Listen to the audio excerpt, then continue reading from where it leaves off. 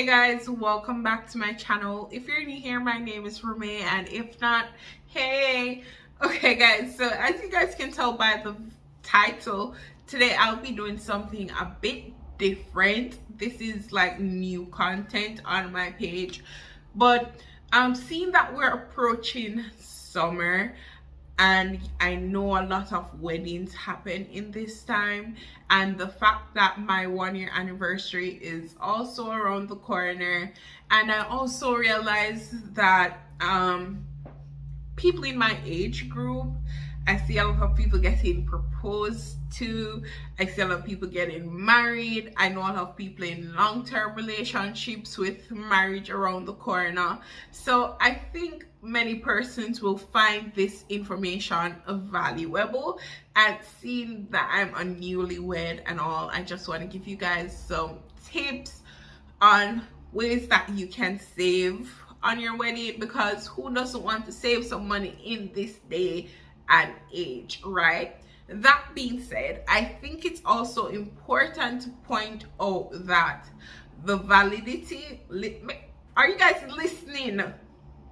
Are you guys listening? Okay, I think it's important to point out that the validity of your marriage is not based on the value of your wedding. Say it with me. The validity of your marriage is not based on the value of your wedding, okay? And that's, now that I've said that, I think it's important, because I know a lot of people get caught up in like social media, and that's okay, because some people's preference is to have a lavish wedding. Some people might want to have a small wedding. Some people might want to elope. Some people might want to go to the courthouse. There are so many options that you can choose from, right? So seeing that I'm a newlywed, I realized exactly how overwhelming it can be planning a wedding. And it doesn't matter the type of wedding that you're planning, it can get very stressful, because you want it to go the best way possible. You want the day to be perfect, because a lot of young girls growing up from we little and a grow, we've had an idea of what we wanted our wedding day to be like, right? But let me just, a gentle reminder, right? You see, as long as you, the most important thing on this day is to ensure that you're going to have the right person at the altar with you. And that is the most important thing. I know a lot of us get caught up in every other factor that goes into planning a wedding, but as long as you have the right person at the altar with you, everything will fall into place, right? So that being said, oh, I also realized how costly a wedding can be. Weddings are expensive. Weddings are expensive, right? And yeah, that's why I'm gonna be offering some tips on ways you can try to save on your wedding, because nobody wants to spend all their money on wedding and then start your life in debt. It's just not practical. It doesn't make any sense. We have to be realistic and we have to be logical, okay? Okay. So having said that, before I get into the tips, I want to point out two things, right?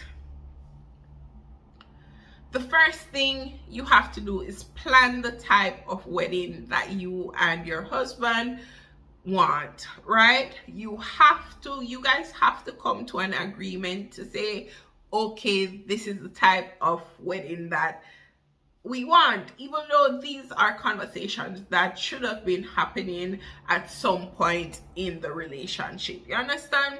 But you have to decide if you want a lavish wedding, if you want to go to the courthouse, if you want to elope, if you want to go to Las Vegas. There are so many options available, but you guys have to come together and agree that, okay, this is what we want and this is what we're going to do. Okay? Next thing before I get into the tips, it's okay to accept help, right? Because I'm telling you, some people might have a mom or dad or somebody who wants to pitch in and help. It's okay to accept help, okay? Not because somebody is contributing to your wedding means that they're going to have control of how your day goes. It's still your wedding, so sometimes it's good to put your pride aside and accept help. Okay, so now that we've gotten all of those statements out of the way, let's get into these tips. So the first tip that we're going to be talking about is the venue, right? So as I said, you want to decide whether or not it's going to be a church wedding, a beach wedding, if you're going to have it at a hotel, a backyard wedding, or a banquet hall. So many options to choose from, right? But you have to decide what venue you're going to be utilizing, okay? Because venues are very important, but we soon get into why the venues are important. For example, me, my cousin was kind enough to let us host our wedding in her backyard, and it turned out so beautifully.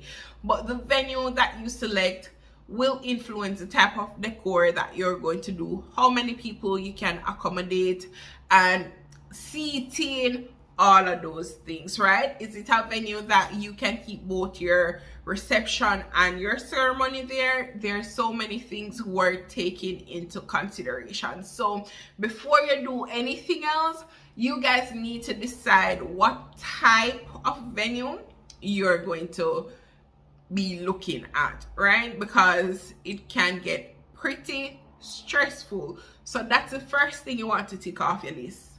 Type of venue. Well, the first thing you really want to tick off in this is what your budget is. That's what the first thing you want to tick off your list is, what your budget is. Okay, so after you decide your budget and everything, the second thing that you want to tick off your list is the type of venue.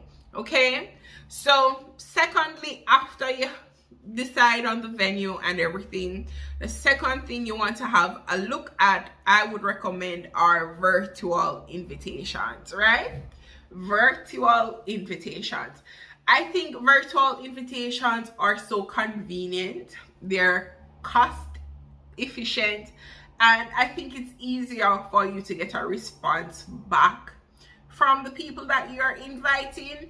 And there are so many websites that you can go on to get your virtual invitations done. You can go on Canva, you can go on Say I Do, you can go on Evite, you can go on Etsy, because what if you're not tech savvy and you can't design the invitation or whatever? You can get somebody to do that for you, right? So when you do a virtual invitation, that cuts out the cost of getting it printed, and even when you're getting it printed, you might still have to get someone to design it for you. That cuts out the cost of posting invitations out, because sometimes you post invitations out and people don't even send them back or reply, or you understand? So I think it's easier, because when you send an evite, people are more likely to respond quicker, so you can have a better idea of how many people are going to be showing up in a shorter space of time.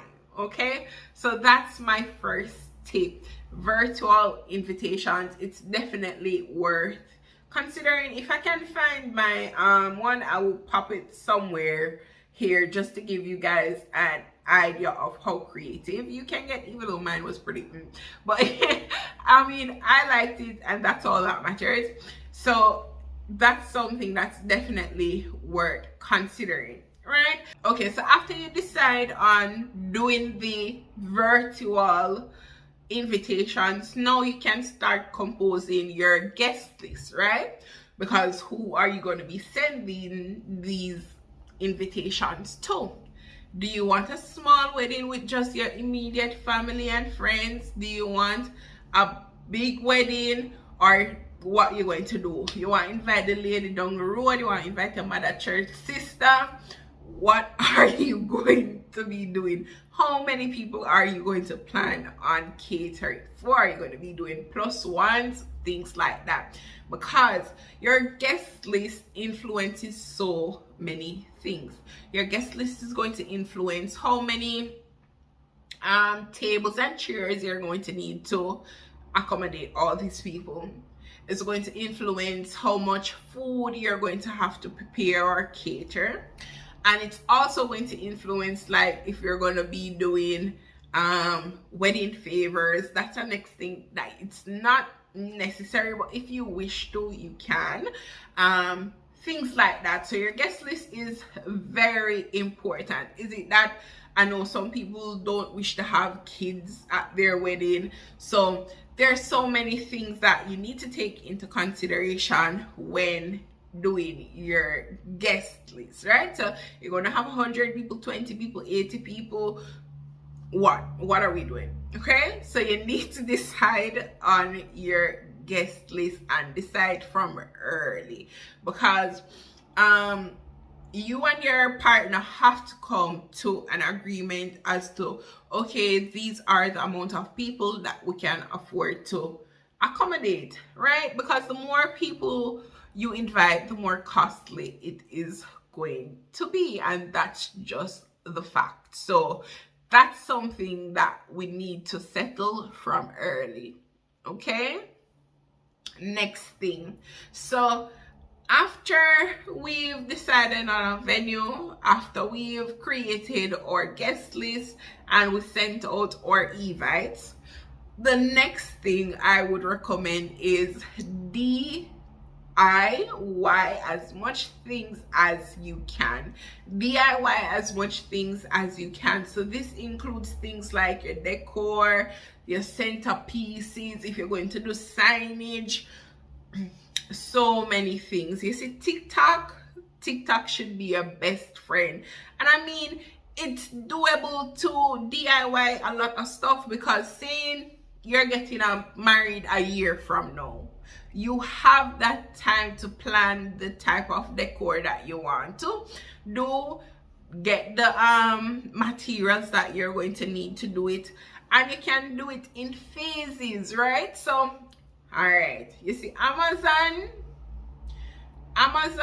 Hobby Lobby, Dollar Tree, let those places be your best friend, especially Dollar Tree. Okay, my centerpieces, again, if I can find a picture, I'll insert it somewhere here. My centerpieces were, my aunt and I, we came up with this idea. We went to the Dollar Tree and we packed the trolley full of glasses, wine glasses, saucers, some little bowls, and the little foam. They were like foam placements, and then you get glue. It's called this E6000 glue, I think. I'll insert it somewhere over here. And spray paint. Okay, we went home and we glue up and we spray paint, and flowers. So you can also go to Hobby Lobby and get the flowers. Sometimes they have flowers on sale, artificial ones, of course. So it's really up to you. There's so many options. So if you want to do your signage, you know, with the glass things and the writing on it, find out how it's done and get at it as as soon as possible. Okay, so don't sleep on Hobby Lobby, Amazon, and Dollar Tree. There's so many things that you can utilize to have your day exactly like how you pictured it. Okay, and you know, sometimes, because the truth of the matter is nobody is going to pay attention to detail and do the work that is needed to have it to your satisfaction, right? They're not going to put as much passion and effort into it like you would, and that's also just the truth. Okay, so the next thing after this, I would say, is food, right? Because, okay, did you opt to get a venue that also caters food? Are you going to be getting outside caterers? Are you going to be cooking the foods yourselves, which is what we did? And let me tell you, the food did taste good. Okay, the food did taste good, because I mean, if you're not having a large wedding, you can't afford to cook the food on your own. It's so much easier. We had chicken, goat, oxtail, things like that, rice and peas. It was good because we were all Jamaican. Nobody had any complaints. And you want to decide on a menu that is affordable, that caters to everybody, and that it's practical as well. So yeah, if you're gonna have people doing the most dancing, if your wedding starts for early, the people are gonna be hungry. Okay, so decide on the type of food that you're going to have. Decide on whether it's going to be catered or you're gonna buy it yourselves and cook. Whichever method works out to be cheaper for you or more set, because I mean, some people don't want to be bothered with the problem to say, okay, they wonder if everything is done on time and the whole works, if it's going to be prepared.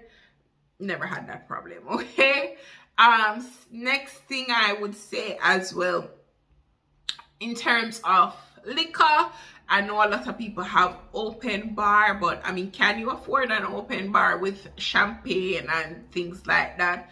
Are you going to be doing like regular beers, whatever?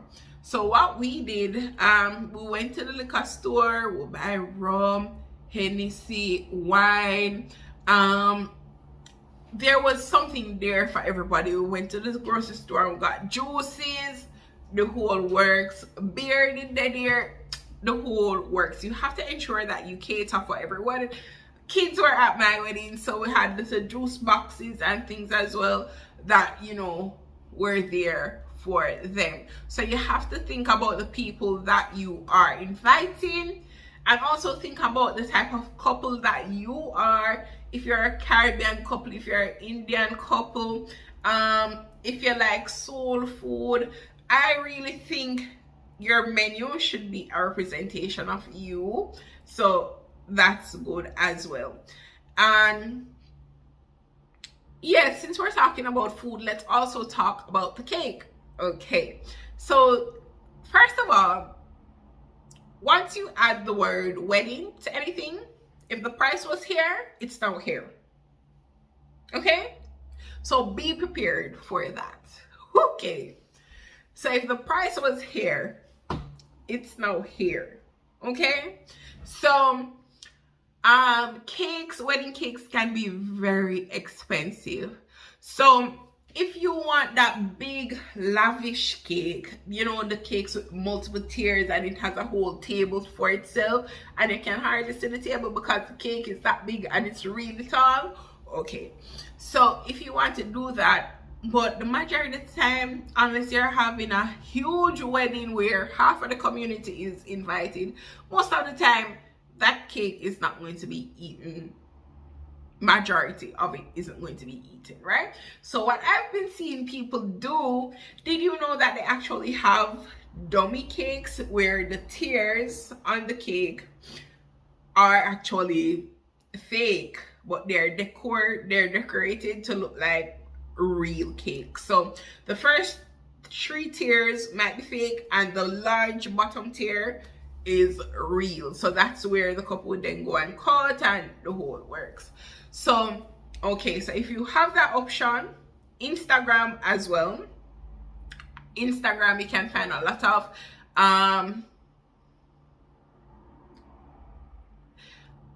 entrepreneurs who are bakers on there. What next? Grocery stores, Publix, Walmart, they sell wedding cakes. They sell wedding cakes, and they have a lot of options, and the cakes taste good. The cakes taste good. I think Publix even has an option where you can go and taste and choose and whatever. But there's so many options available that you can choose from in terms of cakes, okay? And yeah, so that's that. So the next thing that I want to talk about is, like, if you're gonna have a pastor who's going to officiate the ceremony. I mean, most people in Jamaica will have a pastor or a church that they go to where that pastor will then officiate the ceremony for them. But seeing that I didn't get married in Jamaica, take a while guess where I got my pastor from, my officiant from. Thumbtack. There's this website called Thumbtack, and I went on there, booked her for like $150, and she came and did my ceremony for me, and I was really pleased. She was the most she was really pleasant and patient, and she walked me through the process. She was in constant communication with me. Thumbtack. So if you don't have an officiant, or you need a photographer or makeup artist, because say you're getting married but it's not an area that you're familiar with, you can utilize these websites, okay? So those are some options that are worth considering. And the last couple of tips that I have now are in terms of flowers and your wedding dress or your tux or whatever. So flowers, if you're going to be having real flowers, know that flowers are expensive. So you want to choose the flowers that are in season, right? So if you're the bride and you have a specific flower that you love, okay, you can use that for your bouquet. But if you're having bridesmaids and you want them to have bouquets as well, use flowers that are in season, or you also have the option to use artificial flowers, because some of them look just as real and you cannot tell the difference. Then look at something what the man them wear, it's really not that deep, they don't care that much about it, leave them off. Leave them off. It's really not that serious, okay? Because they're expensive and you can use that money towards something else, okay? So those are some tips when it comes to flowers. Okay, in terms of your wedding dress now, right? If you want to have your wedding dress custom made, go ahead. If you want to buy a designer wedding dress, go ahead. If you want to get an affordable wedding dress which looks good, go ahead. You see Amazon, Shein, there's this website here that I can't remember, and also a couple other websites. There are so many options that you have available. Do you want to rent your wedding dress? That's an option too, because some people, what are they going to be doing with it after? So many options. If you want to rent the tux, go ahead. But because the next thing, wedding alterations are expensive. Wedding alterations are expensive, okay? And I found this out the hard way, because I bought my dress on one of those websites I just mentioned, okay? And the only problem I had with the dress I'm gonna insert a picture of my dress or whatever here. The only problem I had was the waist was kind of big, and my dress was one of those corset back things where you had to lace it up, and when you draw it too tight, it was like the back of it was bundling up. And when I brought it to get it tailored, it was $300 just to get the waist cinched in. Yeah, $300 just to get the waist cinched in. So dresses can be really expensive. So I think I have exhausted my list of tips here, but if this is something you guys are interested in, if you want to know more, don't be afraid to let me know in the comment section if there's anything else that you want to know, or if you have any recommendations, be free to drop them in the comment section. And yeah, thank you guys so much for watching. Don't forget to like, comment, share, and subscribe, and I'll see you guys in the next video. Bye.